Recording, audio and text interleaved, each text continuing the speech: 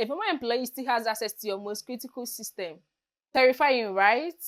A well-crafted privilege access management policy is the only way to avoid this nightmare. In this video, I'm going to teach you how you can build one from scratch.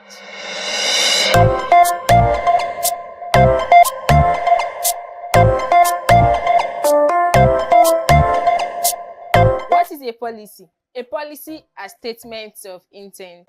They are statements of what we do. They are not statements of how we do it. So, why are policy needed? They apply the same rules to everybody, which promotes equal treatment. They eliminate confusion by setting clear expectations. It tells people what is acceptable and what is not acceptable. They create a benchmark for conduct and performance, making it possible to hold organizations and individuals responsible. So why are policies needed in an organization? First, they help organizations to follow laws and regulations, preventing them from lawsuits. They translate the organizational mission, vision, and mission into the day-to-day operation. They establish mandatory rules to protect individuals, assets, and information from harm or loss. So what is the difference between laws, standard, procedure, policies, and guidelines? Most of the time, people mistake these 5 things to be the same, but they are not. So let's break down the difference between the 5 of them. Law is an external mandatory rule for all citizens or organizations that is enforced by the government. So standard is a level of quality that answers how well. It's a specific benchmark that must be met. Then policy is an internal high-level rule that answers what and why. It's a statement of intent. So the procedure is a specific mandatory steps that answers how. It's a detailed manner. The guideline is a recommended non-mandatory best practices that answers how about this way.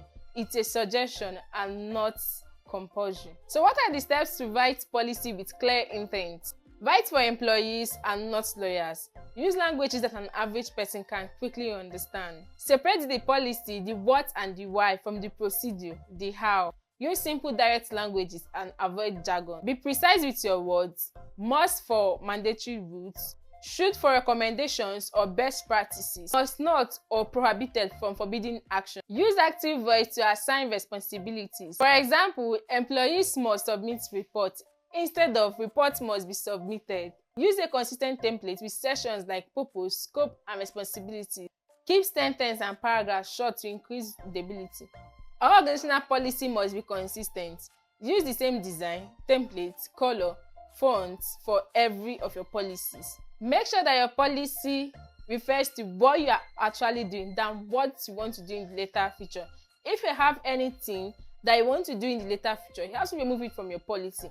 Your policy must be something that the organization are doing right now. If there is a statement in your policy that does not reflect your organizational current practice, you better remove it and add it when your organization starts practicing that statement. Also, make sure to communicate the consequences of non-compliance with your policy. Lastly, things do change, so always make sure to update your policy.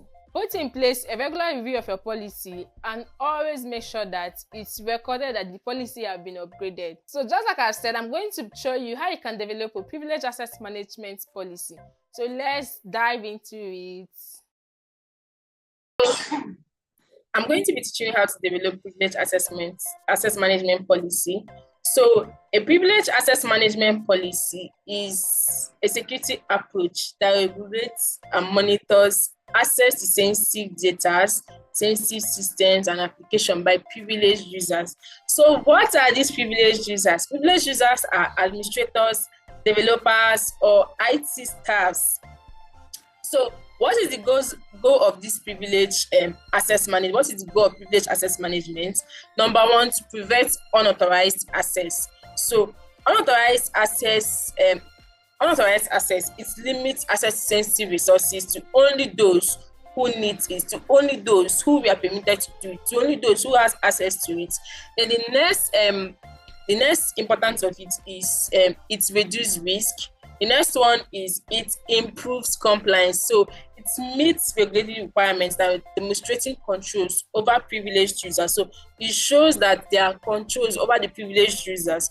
Then it's enhanced visibility. So what does it mean by it enhanced visibility? It monitors and tracks activities to detect and to respond to security incidents. So that's the importance of privileged access management policy.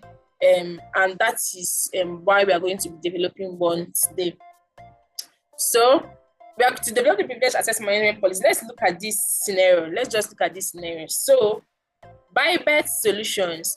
Bybet Solution is a boutique cybersecurity consulting firm. They have a small, highly skilled team that works remotely. They use a mix of cloud services for internal operations, including a cloud-based source code repository, GitHub Enterprise, a project management tool, Jira, and a centralized administrative dashboard. So their business problem. Bybet Secure is growing and bringing on more contracts for specific projects.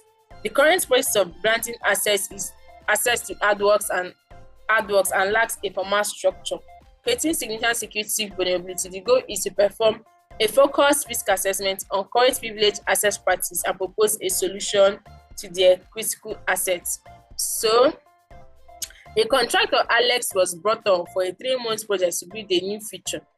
Alex was given a privileged account on the company's GitHub Enterprise with administrators' rights to a specific project repository. When the project ended, Alex's account was not immediately deprovisioned. 1 minute later, an unauthenticated user on the internet tried to log into Bybet GitHub using a list of known weak passwords and compromised credentials. By pure coincidence, Alex had recently reused a password that has been exposed in a major data breach. The attacker successfully logged in. So you see, in this case, it's not Alex that is the bad guy here. So it's actually that Alex's password undergoes a data breach. So because he has this company, he still has access to this company's data. So this bad guy be able to have access to it. So it might not be an insider threat. It might not be an ex-employee that has access. So this is how all these things work. So that's why you have to take proper security controls and access controls. Then here is what could have happened without suit intervention. Okay, broad access. The attacker now had administrative rights to the entire project repository. More like the attacker has rights, has access to their GitHub, has access to all their projects repository. That's a lot, containing sensitive unreleased source code. Wow. Then data exfiltration. The attacker could have cloned the entire repository, stealing valuable intellectual properties. Malicious injection. They could have injected malicious code into the repository, creating a supply chain attack on Bysecure's clients. So we need to take appropriate measures, to take extra measures. These are the small things that matters. So that's why I'm showing people how to create a privileged access management policy. So because of that, this is how the policy looks like. So this is how a policy looks like. So the first one we have is this is the title of the policy, privileged access management policy. Then and I have a sub guide, a guide to access management in Bysecure solution. Remember, just like I've said, your policies has to use the same template, it has to use the same fonts, it has to use the same color, everything. So let me check. Okay, I'm using Times Roman fonts for this policy. If you check, let me just do Control A, and if you can see my screen, okay, I'm going to change all my fonts. So if you're using one font, you have to use one font for all of them. So I just change the font now. Then the first one thing you're going to see in our policy is the document control page, which here has the version control. Version control has to do with the version. What is the version now? So if it's your first version, then you know the policy has to be 1.0. But if it's the second version, it has to be 1.1. If it's the third one, 1.2. So because this is the second version. So this is the author who developed it, who received it, change description, who is the owner, what is the date that it was developed. And another one is the review table, who reviewed the policy. Somebody has to review the policy apart from the person that developed it, and how was it reviewed? What is the revision? Because another thing is to develop policy, and another thing is just Sometimes you develop your policy and maybe things have changed and you not change the policy too. So how often will you look at the policies and update it? So here we have biannually. Then we have the distribution risk. We have the recipient, department, the role, and execution method. Then and now we have is document approval. Of course, after developing the policy, the owner has to approve it. And approval is the CISO and is the date and the signature of that signature of the date that it was approved. So the next thing that we are going to have in our policy is introduction.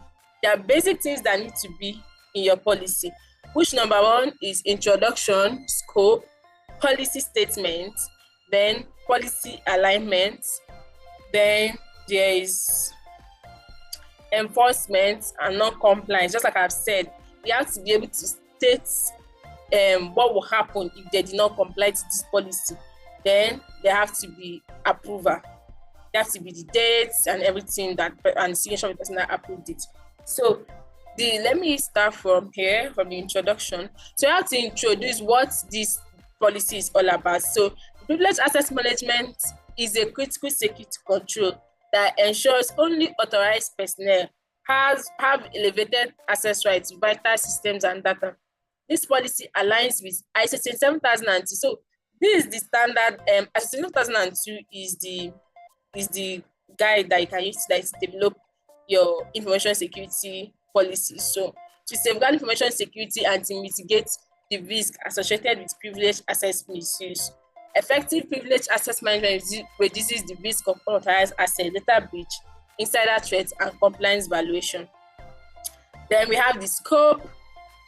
So the scope has to do with who this policy applies to, and so the policy applies to all employees, contractors, third-party services, and any individual or entities with privileged access to organization's information system, networks, and applications. So it covers everybody, whether you're a contract worker, whether you're a third party, whether you're a full-time employee, anything, because Alex is actually on a contractor, so he's not working full-time employee. Maybe that's why there was no policy given to him, or maybe the HR didn't take it that serious. So it covers all privileged accounts, including not limited to system administrators, database administrators, security administrators, network engineers, cloud service administrators, third-party providers administrators. So the next one is the policy statement. The purpose of the policy is to establish strict controls for managing, monitoring, and securing privileged accounts to prevent unauthorized access and misuse of privileged accounts, reduce security risk associated with privilege escalation, ensure compliance with relevant regulations and industry standards, enhance visibility, and be able to be audited for privileged account activities. So this is the policy alignment. If you go to this is the policy alignment, we have organizational requirements, we have regulatory requirements, we have, then the next one is align it with clause in accordance with ISO 27002. In ISO 27002, we have 4 controls: original control, people's control, technology control, and I can't remember the other control, but I was align it with those controls. Then we have enforcement and non-compliance. So failure to comply with this policy may result in disciplinary action, including revocation of access rights, termination of employment, and legal action where applicable. So any violation of any violation or suspected violation must be reported to the must. So as stated, the must is actually coming out there. Then exceptions to this policy must be formally documented, reviewed, and approved by senior management. And the last one, we have approval. So this is how you can develop privileged access management policy in your organization. Do let me know if you like this video or if you find it useful. If you want me to develop any other type of policy, you can let me know. You can type it in the comment section, and I'm going to develop the policy right away. So don't forget to subscribe to my video. Don't forget to like, share, turn on your notification for more videos. Just like I've said, I'll be uploading videos every Tuesdays and Wednesday. Bye.